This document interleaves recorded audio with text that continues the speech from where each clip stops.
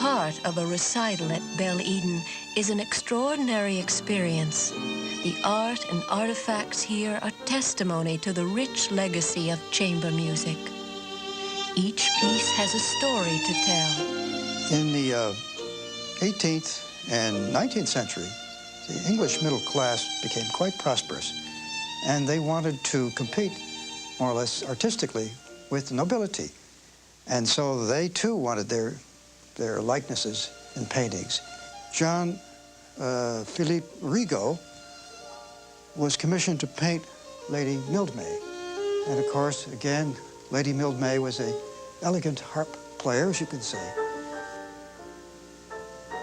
Well, it's not exactly a painting. It's called a Chinese cassou. And it has a bit of musical history in that it once belonged to Arturo Toscanini. And the story goes that during the war, the last war, when the Germans were encroaching on Milan, he quickly hid all his possessions in a cave, this painting included. And after the war, he retrieved it and brought it back to Riverdale, New York, where it hung over the piano in his house until his death. It is, of course, the music room that is the heart of Belle Eden. It's here that chamber works can really be heard as they were meant to be.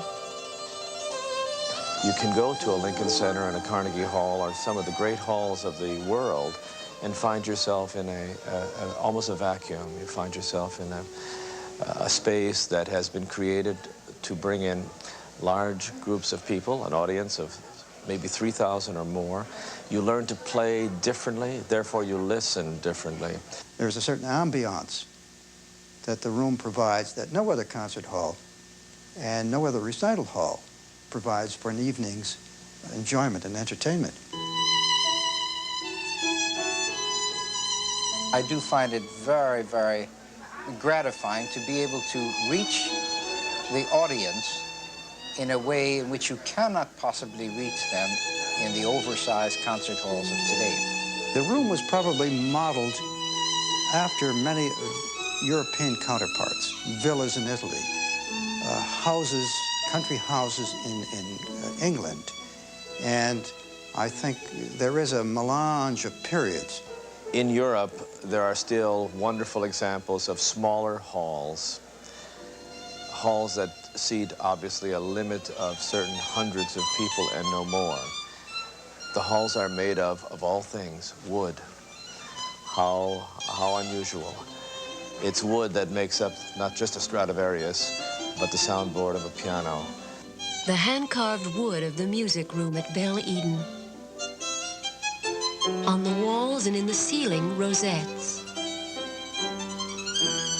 A unique organ complete with nearly 900 pipes and special effects like gongs and chimes hidden in the ceiling, and even a pedal to control room lighting. The artifacts of music and musicians. Here are experiences and events that are so unique. Not since the late 19th century has chamber music been so celebrated as it is meant to be.